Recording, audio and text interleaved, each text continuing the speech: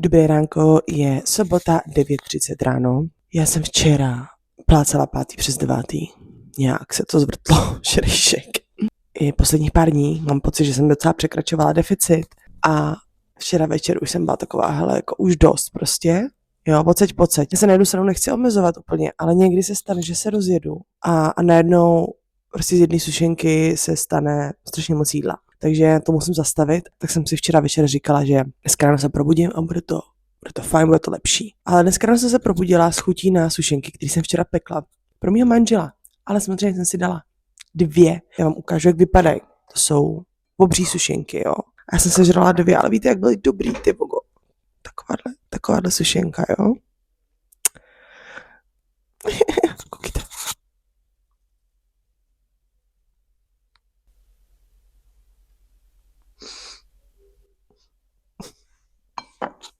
Jako...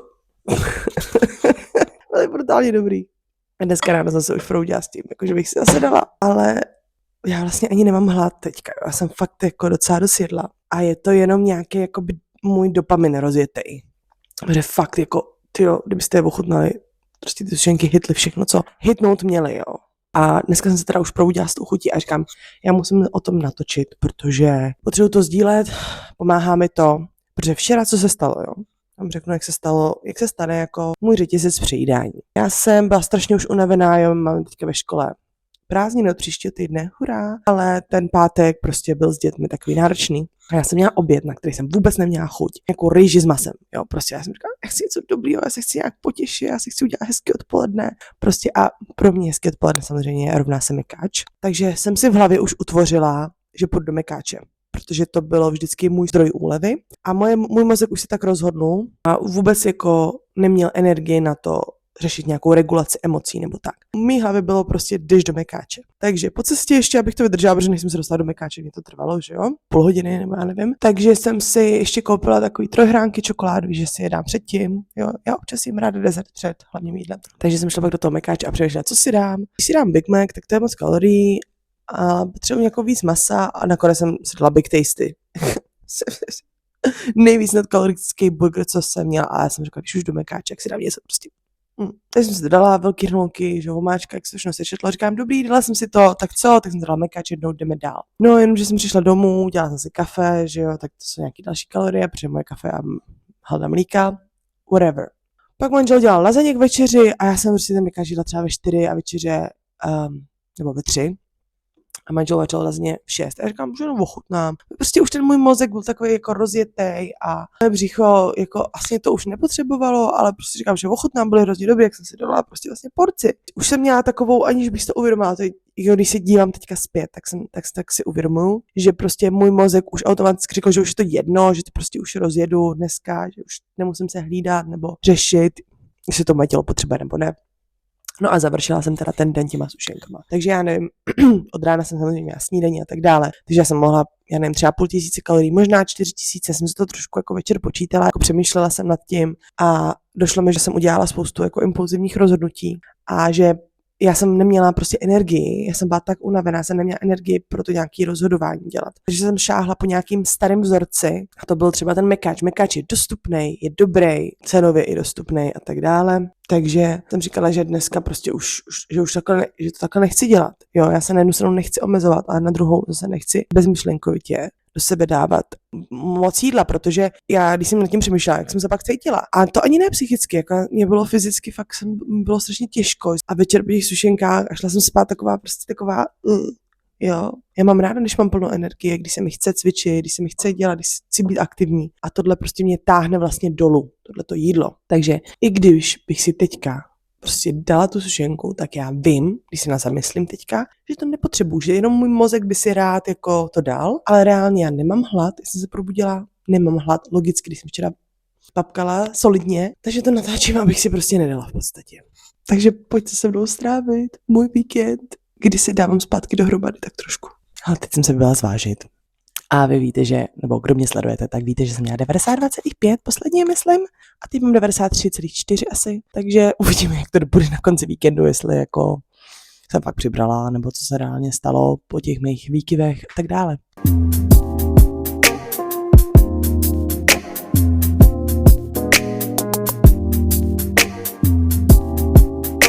Dneska je venku úplně nádherně, svítí sluníčko a mě dneska večer čeká narozeninová oslava, na kterou se moc těším, ale zároveň tam bude zase jídlo a já si budu muset dávat majzla, protože nechci sklouznout zase do nějaký spirály. Takže budu dneska připravená a bude to v pohodě.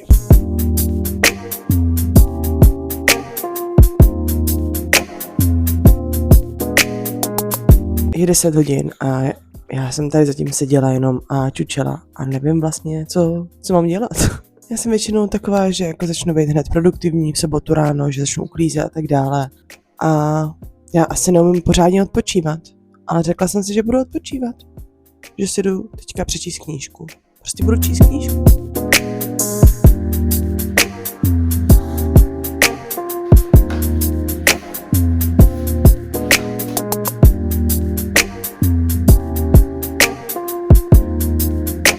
Teďka 12:11 a já jsem měla v 10 hodin jsem měla banán, jenom protože jsem měla trošku hlad, ale cítila jsem, že potřebuji něco lehkého. Měla jsem čaj, vodu jsem pila hodně a jako tak furt čekám, až přijde nějaký pořádný hlad, protože nechci jíst jenom z nějakého zvyku, prostě taky mám pocit, že moje tělo pořád jako trošku tráví ten včerejšek, nebo já nevím. Takže často já jím ze zvyku, prostě že v ten čas bych měla jíst, nečekám úplně na hlad a myslím si, že někdy jsou prostě dny, kdy je to normální. Já teda víc jim, když jsem v práci, protože jsem tam ve větším nějakém jako stresu, nebo mám větší asi výdej, taky, že jo. Když jsem doma v klidu nějaký rest day, tak úplně jako nemusím spěchat na snídani. Ale někdy jsou dny, kdy se ráno probudím a mám hlad. Ale to je hlavně, to jsou ty dny, kdy jsem v deficitu, že jo. Takže teďka, jak jsem se přejedla trošku včera, nebo jsem jedla víc, než jsem měla, no tak prostě nemám tolik hlad. Takže čekám, až to přijde. Už jako pomalu to začínám cítit, přemýšlím, co bych si tak asi dala. A já myslím, že časem se naučím to dělat přirozeně, ale teďka pořád se to učím a musím o tom víc přemýšlet než normálně. Tak jdu si udělat už jídlo, protože fakt cítím, že začínám mít hlad a ono to chvilku bude trvat, než to jídlo udělám. Takže už se trošku znám, jo, mně stačí jako malý náznak a za chvilku už budu hladová jak vlk. Takže si jdu udělat chleba ve vajíčku. Nebo chleba, mám bagetku. Udělám si bagetku ve vajíčku, protože nemám chleba. Já se vůbec nevyhýbám bílému pečivu. Jo, pro mě to není jako nějaký démon. A prostě nemáme chleba, máme jenom tohle, takže si dám tohle. Určitě bych chtěla dost bílkovin, takže si to udělám ve 3 vajíčkách.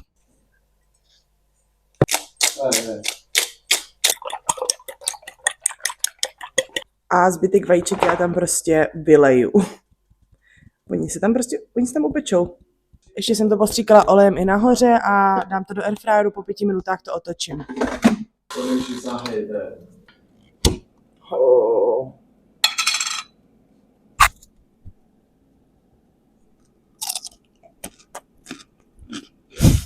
Já jsem vždycky přemýšlela, kolik kalorií mají nakládané okurky. Na 100 gramů 26 kalorií, ale 4,7 gramů cukru. No, co už? Já to miluju. Obzvlášť na chlebové vajíčku. To si prostě neodpustím. Vidíte, jak vypadá nádherně po 5 minutách, jo, teď to otočím.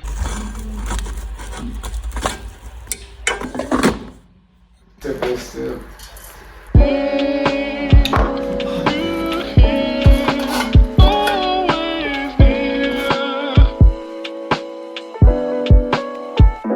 Fantastic.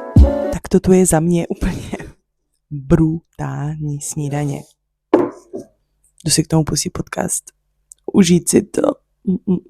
Já jsem absolutně hrozná v tom přijímat dostatek zeleniny čerství za den, takže si ji prostě musím teďka nakrájet cíleně a jíst jí jako snekýsek prostě a mít ji na talíři před sebou. Když ji budu mít někde, já nevím, v ledničce, že logicky si ji nedám, že jo, když ji budu mít v ledničce, to dává smysl. Ale prostě chci říct, že někdy jdu do práce, vemu si ji sebou, jako nenakrájenou a té práci si prostě nenakrájem, takže musím ji mít vždycky připravenou, abych to snědla a pak ji sním, jo, prostě.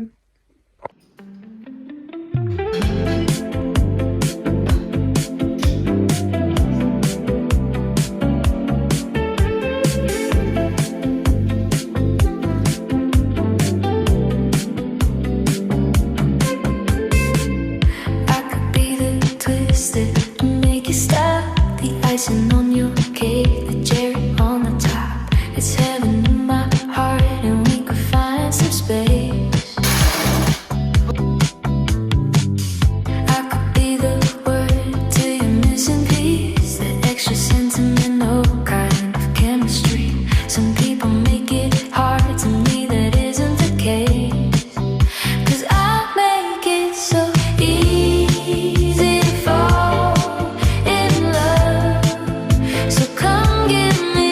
malý fit check. Vlasy mám jakž takž prostě přirozeně a na vlaku si udělám make-up a doladíme to ještě.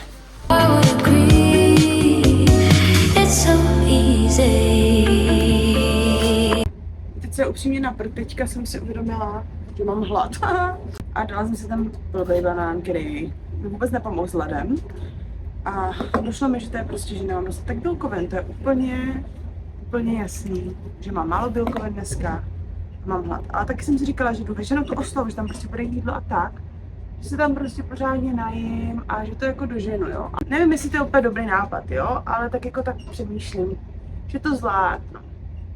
Jo, a zase jako já jdu se včerejšího přežírání dneska, mám pocit, že je nějak málo, ale nebojte se, já to fakt doženu večer. Protože tam prostě bude jídelko, tam si pořádně bílkovinové jídlo a tak dále. A jsou asi je normální, že jsou prostě dny, kdy jím víc, kdy míň. Dámy a pánové, následuje stanice Lovosice. Vlastně nevím, jestli to je dobře, jako jo. Já bych asi měla furt jíst nějak vyváženě a občas třeba si dopřát něco, jo. Ale to prostě si vždycky taká nepoštěstí, no. Já když nejsem jako v práci, tak zase to jídlo tolik po něm neprahnu, jako když v té práci jsem, protože je to fakt spojený hrozně jako s emocema u mě. A já jsem se jako zase chtěla šetřit a teďka prostě jsou 4 hodiny a já vím, že budu třeba za 2 hodiny jíst. No ale nevím, jestli to vydržím do té doby. Možná si koupím třeba jenom nějakou šunku nebo něco prostě teďka. Nebo proteinovou tyčinku, nevím, něco prostě, co si dám ještě před tou večeří, protože abych to jako držela úplně na sílu. Já si myslím, že není úplně blbý mít hlad občas, jo, že to člověk jako může embracenout prostě jako. Že to tak nevadí, ale nevím, mně je to takový nebezpečný.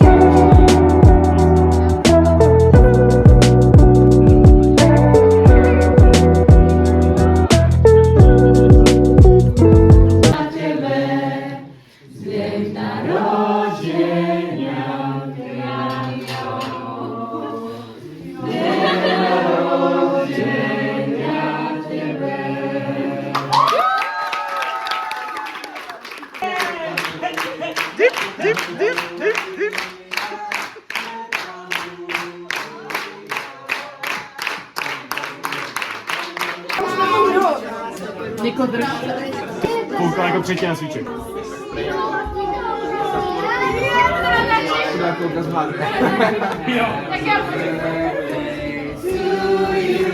Tak už jsem na cestě domů, přežila jsem, nepřejedla jsem se na oslavě, hurá. Trošku jsem snekovala, měla jsem normální večeři, ani dort jsem si nedala. A to ne proto, že bych jako se ho chtěla nějak odpírat, ale já jsem včera už měla dost sladkýho, takže jsem si řekla, že dneska prostě nemusím, že udělám rozhodnutí, nedám si ho a víte co? Přežila jsem, nic mi není. Krásné dobré ránko, dneska je neděle, je Mezinárodní den žen, 8 hodin 00.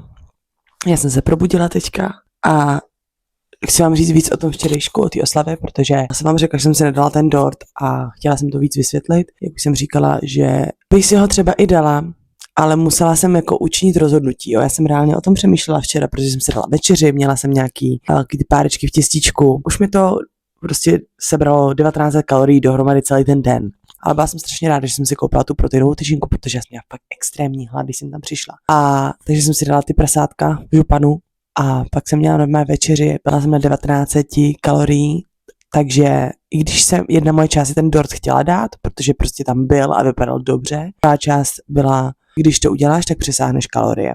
Což by třeba jeden den nevadilo, jenomže já včera jsem přesáhla, předevčírem taky trošku, takže jsem říkala, musím teďka učinit rozhodnutí a nedala jsem si ho.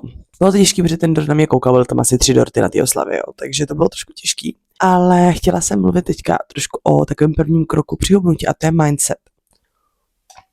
Jak si to nastavíte v té hlavě a při hubnutí často sami se sebou musíte komunikovat. Jo, prostě mám hlad, nemám hlad, ptát se na otázky, jako chci to, nechci to, co je můj cíl, co se stane, když to dám, co se stane, když to nedám a tak dále. A myslím si, že první věc, která je těžká, kterou si musím neustále připomínat, je, že občas mi bude nekomfortně v tomhle procesu, že občas budu mít trošičku hlad, že občas se už večer, když budu spát, tak se budu už těšit hodně na snídani, ale budu mít určité pocity. Jo, nebudu mít všechny ty dopamin hits, který bych chtěla, cukru a tak dále. Ne vždycky bude jídlo, který mi bude úplně jako, ne, že mi nebude chutnat, ale nebude to zrovna to třeba úplně, já nevím, nebude to zrovna burger s hranolkama a já zrovna na ní mám chuť. Vlastně někdy občas jsou ty pocity, že člověk má nějaký chutě, dá si trošku, pak se to rozjede. Prostě chci se naučit, nebo chci být jako vědomá v tom, co dělám a nejednat impulzivně a taky být v pohodě s tím, nebýt v pohodě v nějaký fázi toho procesu. Přijmout ty pocity, které přijdou. Posedět se s nima chvilku. Posedět se s tím hladem. Ten hlad, malinký deficitu, je normální? Ne vždycky se stane, někdy se mi ale stává, že mám malinko hlad. Nemyslím tím nějaký jako extrémní vyhladovění, ale prostě tak to je. Teď jsem vstala, normálně by byla třeba snídaně a já si počkám, protože si to docela cítím zase plná od včerejška. Takže jenom takový můj poznatek, je v pohodě být občas nekomfortní v tom procesu a je důležitý si to říct v hlavě. Je důležitý si říct v hlavě, bude to nekomfortní někdy a když to přijde, tak si říct, teď je to nekomfortní, ale to zvládnu. Ten dort pro mě si nedat vlastně bylo celkem nekomfortní, protože normálně bezpečné prostředí by bylo si ho prostě dát a neřešit to. A nedlábnout se pořádně. Ale nedala jsem si ho, pak jsem šla domů a zvládla jsem to. Jako, nebyla jsem jako, ten dort, když bych si ho dala, jsem o tolik přišla. Ne, normálně žiju, existuju. Až si někdy zase budu chtít dát sladký, tak se ho dám. Ale teďka chci být víc locked in, chci být víc v tom deficitu, jako konzistentní, dokud nedosáhnu aspoň nějaký nižší váhy. Nevím, třeba 85 nebo něco takového, třeba, nebo 80, protože já opravdu chci zhubnout. Chci se cítit ještě lépe, chci vidět ještě, co ještě moje tělo může dokázat. Nechci mít prostě na sobě tolik tuku. Není mi to příjemný. Tohle je to nekomfortní, který já odmítám třeba. Já musím přijmout něco, co bude nekomfortní a tohle je zrovna to nekomfortní, který já třeba s ním se nesmířím. S ním se nechci smířit. Smířím se s tím, že mi bude nepříjemně, když si nebudu moc dát dort jako dezert. To zvládnu. Ale co nezvládnu, je mít na sobě tolik tuku a nedát to mému tělu, co prostě potřebuje. Moje tělo potřebuje zhubnout prostě. Moje tělo už, jako I'm done with all those, jako už mám dost všeho toho tuku na mě. Prostě už ho nechci. Jako děkuju vám za vaši službu, ale bye. Takže jdu si teď udělat čajíček.